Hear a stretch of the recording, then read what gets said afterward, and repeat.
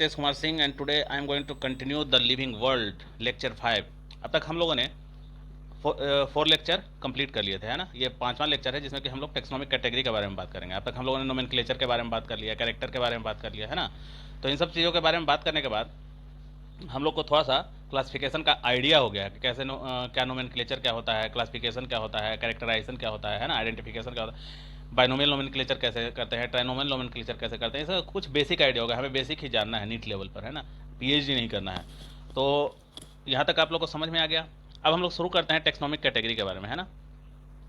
Taxonomic category क्या होता है, जैसे कि हम लोग बताया था कि 1.8 मिलियन स्पीसीज हम लोग ने आइडेंटिफाई कर लिया, ठीक है ना। 6 मिलियन के करीब करीब स्पीसीज हो सकते हैं इस अर्थ पे, जैसा रॉबर्ट मे ने बताया। तो इतने सारे स्पीसीज हैं, तो इसको क्लासिफाई करोगे तो एक दो ग्रुप में तो करते नहीं है, बहुत सारे ग्रुप में करते हैं, है ना। अभी बहुत सारे ग्रुप में जो ऑर्गेनाइज कर रहे हो तो और ग्रुपिंग कर रहे हो तो हर स्टेज पे इसको आइसोलेट करना पड़ेगा तुमको। जैसे कि अगर मैं सबसे अपर लेवल पर बात करता हूँ, जैसे कि आप लोगों ने किंगडम, फाइलम ये सब पहले क्लास में पढ़ा होगा, तो ठीक है ना, यही सब कैटेगरी होता है एक। तो मैं इसी को लेकर के चलता हूँ। जैसे कि सबसे पहले आप बहुत सारे ऑर्गेनिज्म है, सारे ऑर्गेनिज्म को कितने 5 किंगडम में हम लोग बांटते हैं ना, 5 किंगडम में बांटते हैं। मोनेरा हो गया, प्रोटिस्टा हो गया, ये सब मोनरा, प्रोटिस्टा, एनिमेलिया और प्लांटी और फंजाई, ये 5 किंगडम बांटते हैं। तो सबसे टॉप क्लास का जो होता है सबसे ऊपर में, तो उसमें सारे किंगडम हो गए, जैसे 5 ही ग्रुप हो गए, है ना। और उसके नीचे जैसे जैसे जाएंगे हम लोग फाइलम में जाएंगे, तो फाइलम में ग्रुप का नंबर बढ़ता जाता है ना। जैसे एनिमल का फाइलम हो गया, प्लांट का फाइलम हो गया, तो उसमें ऊपर तो 5 ही थे किंगडम, लेकिन जैसे अगले स्टेप पे जाते हैं तो वहाँ फाइलम का संख्या नंबर बहुत ज़्यादा बढ़ जाता है। उसी तरह क्लास जाते हैं, फाइलम के बाद क्लास में जाते हैं तो वहाँ भी नंबर बहुत ज़्यादा बढ़ जाता है। तो ये नंबर बढ़ना है, जो ग्रुप का नंबर जो बढ़ता जा रहा है, तो यानी कि हर एक लेवल पर, हर एक स्टेप पर क्या कर रहे हैं, कैरेक्टर को और ज़्यादा शार्प करते जा रहे हैं, और ज़्यादा बेसिक लेवल के कैरेक्टर पर स्टडी कर रहे हैं। जैसे अपर लेवल पर किंगडम पर उतना बेसिक लेवल पर नहीं कर रहे थे, सीधे कर रहे थे क्या, हाँ भाई प्लांट है, एनिमल है, तो प्लांट को सीधे अलग कर ले रहे थे और एनिमल को सीधे अलग कर रहे थे, ठीक है ना। तो ये जो हर एक स्टेप जो होता है ना, स्टेप को ही हम लोग कैटेगरी बोलते हैं। तो किंगडम क्या हो गया, एक कैटेगरी हो गया। फाइलम क्या हो गया, एक कैटेगरी हो गया। किंगडम पर बहुत सारे जो ग्रुप हो रहे हैं, जैसे कि किंगडम पे एनिमेलिया एक ग्रुप हो गया, ठीक है ना। एनिमल सॉरी, किंगडम पे सारे क्या, एनिमेलिया एक ग्रुप हो गया, उसी तरह प्लांटी एक ग्रुप हो गया, मोनरा एक ग्रुप हो गया। तो ये सारे वो ग्रुप हैं जो कि किंगडम के रैंक पे स्टे करते हैं। उसी तरह फाइलम की बात करते हैं तो फाइलम में क्या हो गया, फाइलम जो कैटेगरी हो गया उस पर जो आ गया डिफरेंट डिफरेंट कैटेगरी आ जाता है। जैसे कि आर्थ्रोपोडा एक फाइलम हो गया एनिमल में। प्लांट की बात करें तो एंजियोस्पर्म, जिम्नोस्पर्म एक फाइलम हो गया। लेकिन ये ऑर्थोपोडा, एंजियोस्पर्म, जिम्नोस्पर्म किस किस कैटेगरी पर, किस रैंक पे स्टे करता है, फाइलम के रैंक पे स्टे करता है। तो यही सब हम लोग इसमें पढ़ना है ना। तो ये कैटेगरी जो होता है ना, इसको चूंकि हम लोग टेक्सोनॉमी में यूज कर रहे हैं, इसलिए इसको टेक्सोनॉमिकल कैटेगरी भी बोला जाता है। अब टेक्सोनॉमिकल कैटेगरी तो बोलते हैं, और इसी को हम लोग क्या बोलते हैं, हर एक जो कैटेगरी का यूनिट होता है, जैसे कि ये किंगडम, फाइलम, ये सब जो हो गया ना, उसका हर एक जो यूनिट, हर एक जो कैटेगरी होता है उसको यूनिट ऑफ क्लासिफिकेशन भी बोलते हैं। जैसे स्पेसीज की बात करते हैं तो स्पेसीज अपने आप में एक यूनिट ऑफ क्लासिफिकेशन है। फाइलम की बात करते हैं तो ये भी यूनिट ऑफ क्लासिफिकेशन है। किंग, और उसी तरह उसके नीचे जो जीनस भी एक यूनिट ऑफ क्लासिफिकेशन है। अब जैसे इसको ऐसे समझो कि जब हम लोग इसमें पढ़े, सॉरी इसको मैं थोड़ा सा, वो कहा गया,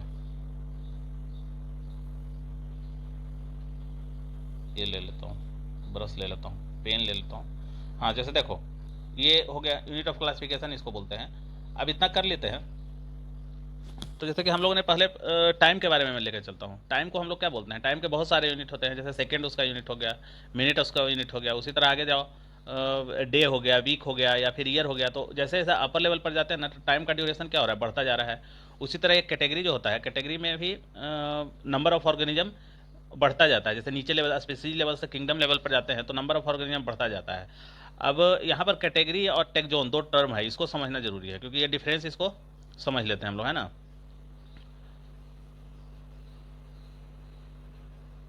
जैसे कि टेक्जोन जो होता है ना, टेक्जोन का मतलब क्या समझते हैं, टेक्जोन का मतलब क्या समझते हैं।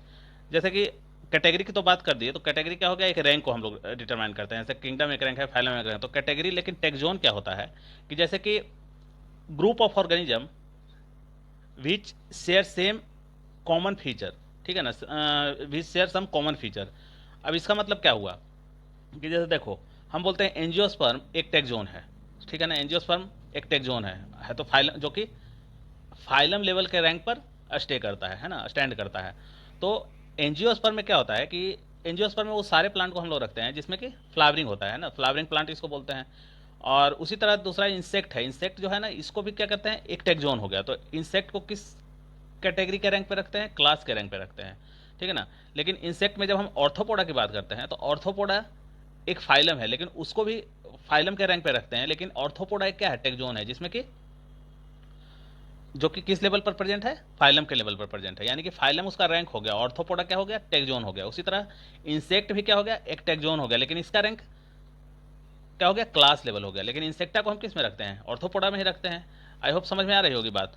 तो टेक्सोन जो होता है ना, ग्रुप ऑफ ऑर्गेनिज्म होता है जिसमें कि सिमिलर कैरेक्टर पाया जाता है, ठीक है ना। अब ये टेक्सोन जितने भी होंगे, फाइलम हो गया या फाइलम लेवल के भी जितने भी ग्रुप होंगे, या फिर ऑर्डर लेवल के जितने ग्रुप होंगे, या फिर जितने वो सबको जितने भी ग्रुप होंगे उसको हम टेक्सोन ही कहेंगे। लेकिन उसको उसका रैंकिंग अलग अलग होता है ना। जैसे कि इंसेक्ट जो हो गया उसका रैंकिंग अलग हो गया, और ऑर्थोपोडा का रैंकिंग गलत हो गया, उसलिए मेमेलिया का रैंकिंग अलग हो जाएगा, मेमेलिया आपका रैंकिंग अलग हो जाएगा। और ऊपर चले जाओगे एनिमेलिया का रैंकिंग किंगडम पे चला जाता है। तो ठीक है ना, ये कुछ डिफरेंसेज होते हैं ये टेक्सोन में और कैटेगरी में। अब जैसे टेक्सोन क्या होता है, टेक्सोन जो हो गया ना, कैटेगरी क्या होता है, कैटेगरी एक मैन मेड एंटिटी होता है। जैसे कि हम बात कर रहे हैं कि फाइलम है, किंगडम है, ये सब। तो फाइलम, मैं तुमसे एक क्वेश्चन सीधे बोलता हूँ कि जाकर एक फाइलम के ऑर्गेनिज्म को लेकर आओ, तो आप यहाँ पर डिटरमाइन नहीं कर पाएंगे, आप यहाँ पर कंफ्यूज हो जाएंगे कि फाइलम तो बोल दिया सर ने, लेकिन किस फाइलम के ऑर्गेनिज्म को लाना है ना। तो ये तो आपको नहीं पता है, लेकिन मैं वहाँ पर डिटरमाइन कर दूँ कि एंजियोस्पर्मिक फाइलम के ऑर्गेनिज्म को लेकर आओ, तो आप थोड़ा स्पेसिफाई हो जाओगे, है ना। तो इसलिए ये जो फाइलम है, ये फाइलम जो है, कैटेगरी जो है, इससे हमें एनिमल के बारे में एग्जैक्ट पता नहीं चलता है। लेकिन जब एंजियोस्पर्म बोल देते हैं तो एंजियोस्पर्म से हम थोड़ा सा आइडिया लगा लेते हैं कि हाँ ये प्लांट के बारे में बोल रहे हैं, और उसमें वैसे प्लांट के बारे में बोल रहे हैं जिसमें कि फ्लावरिंग हो रहा है।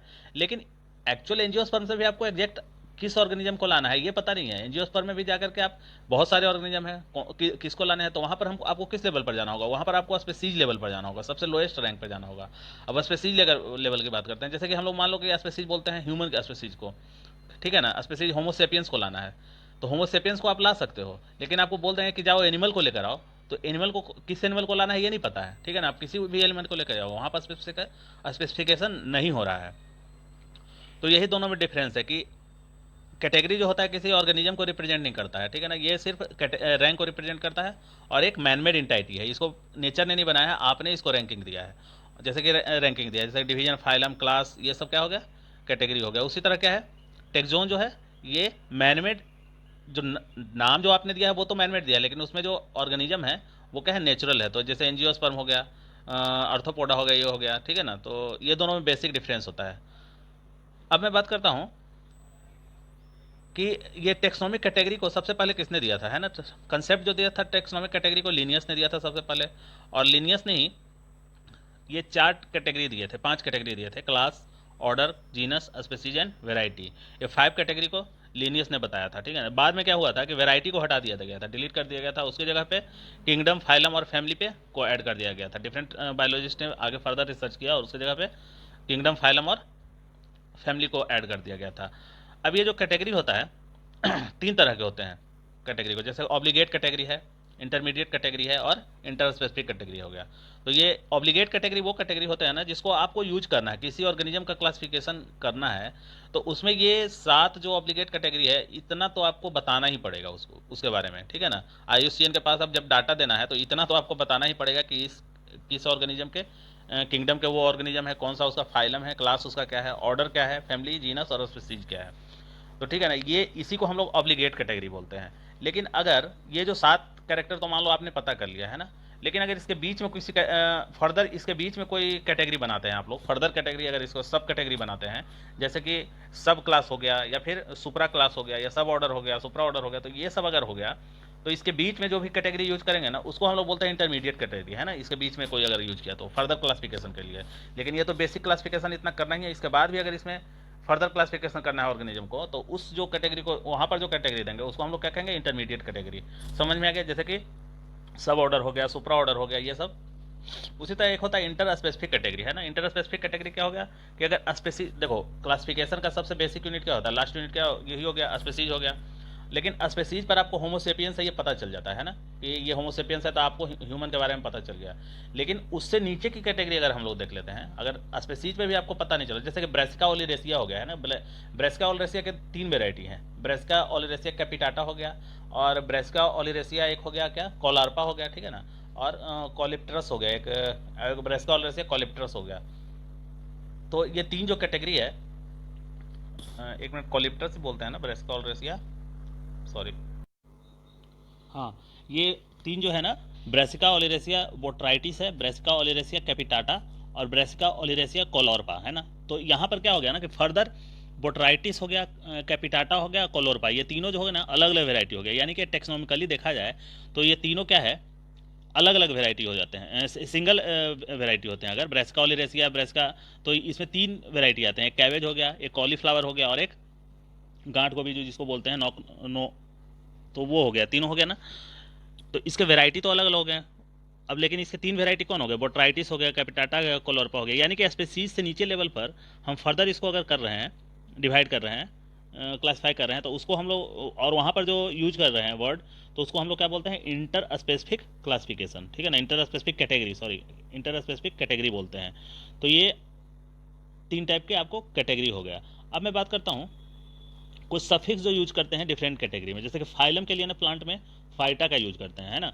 उसी तरह क्लास के लिए अब प्लांट में तो फाइटा का यूज करते हैं, लेकिन एनिमल में अलग अलग हम लोग सफिक्स यूज करते हैं, तो वहाँ पर ये बताना पॉसिबल नहीं है, हर जगह अलग अलग यूज होता है। अब क्लास के लिए 4 इंडिंग होते हैं, जैसे कि प्लांट में जैसा फाइसी हो गया, फाइसी किसके लिए यूज करते हैं हम लोग, अलगी के लिए यूज करते हैं, है ना। उसी तरह क्या हो गया, ऑप्सीडा हो गया, अलगी के लिए यूज करते हैं इसको फाइसी। तो अलगी में कौन कौन से हो गए, जैसे क्लोरोफाइसी हो गया, फियोफाइसी हो गया, रोडोफाइसी हो गया। क्लोरोफाइसी किसको बोलते हैं, क्लोरोफाइसी हम लोग बोलते हैं ग्रीन अलगी को। उसी तरह ये जो रोडोफाइसी हो गया वो किसको बोलते हैं, रेड अलगी को। और फियोफाइसी एक होता है जिसको हम लोग ब्राउन अलगी को बोलते हैं, ठीक है ना। तो ऑप्सीडा उसी तरह हो गया जिसमें कि हम लोग ब्रायोप्सीडा को स्टडी करते हैं। माइसिटीज हो गया जिसमें कि ब्रायोप्सीडा किसका क्लास है, ब्रायोफाइटा का क्लास है। माइसिटीज है जिसको एस्कोमाइस्टीज, ड्यूट्रोमाइसिस, माइसिटीज हम लोग किसको बोलते हैं, फंगस को बोलते हैं। एस्कोमाइस्टीज हो गया, एस्कस फंजाई जो होता है, ड्यूट्रोमाइस्टीज जिसको हम लोग इम्परफेक्ट फंजाई भी बोलते हैं, है ना। तो ये हो गया। और यही हो गया जैसे डाइकोटलेडनी, मोनोकोटलेडनी, ये सब क्या हो गया, किस फाइलम के हो गया, जैसे एंजियोस्पर्मिक फाइलम है ना, या फाइलम इसको डिवीजन बोलो, प्लांट में फाइलम को हम लोग डिवीजन बोलते हैं। तो यही हो गया था डाइकोटलेडनी, मोनोकोटलेडनी, डाइकोटलेडनी में 2 कोटलीडन होता है, मोनोकोटलेडनी जिसमें सिंगल कोटलीडन हो गया, ठीक है ना। उसी तरह फैमिली के एसी हो गया, जैसे एस्टेरेसी फैमिली हो गया, फेवेसी फैमिली हो गया, सोलेनेसी फैमिली हो गया, एस्टेरेसी फैमिली जिसको सनफ्लावर फैमिली कहते हैं हम लोग। तो ये सब हम लोग आगे पढ़ना है हम लोग को फैमिली के बारे में सारा। ऑर्डर की बात करते हैं तो रोजेल्स हो गया, जैसे ओल्स हो गया था, रोजेल्स हो गया, पोएल्स हो गया, ये सब है ना। पोएल्स किसका, वीट का जिसका ऑर्डर हो गया। तो उसी तरह हम लोग जीनस की बात करते हैं। अब हम लोग क्या करते हैं, इसी में जीनस की बात करते हैं। जीनस में क्या, अस, अम, इज, एंड हो गया। पाइनस, जैसे कि पाइनस के आप लोग जानते होंगे, साइकस पाइनस, तो उसमें अस यूज होता है। अम होता है, पाइसम में यूज होता है ना, ये सब यूज किया जाता है, रोजा, ये सब। अब हम लोग जो बात करते हैं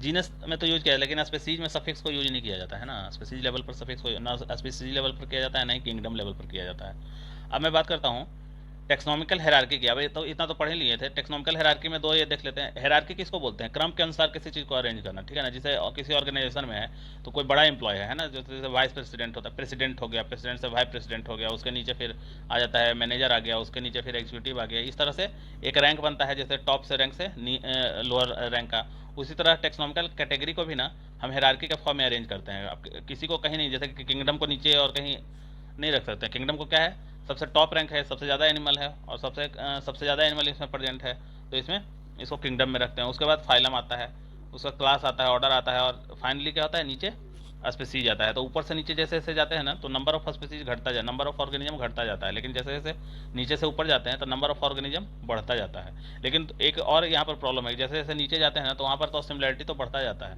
लेकिन जैसे जैसे ऊपर जाते हैं ना किंगडम के साइड में, तो यहाँ पर इसमें क्या होता है, नंबर ऑफ ऑर्गेनिज्म तो बढ़ गया, लेकिन वहाँ पर सिमिलरिटी क्या होगा, घट जाएगा। ऑब्वियस सी बात है, फंगस, इसमें फंजाई भी आ जाता है, मोनरा भी आ जाता है, प्रोटिस्टा भी आ जाता है, सारे इसमें आ जाते हैं। तो सारे में तो काफ़ी डिफरेंस है ना। एनिमल को तुम प्लांट से कैसे कंपेयर कर सकते हो, कंपेयर नहीं कर सकते हो।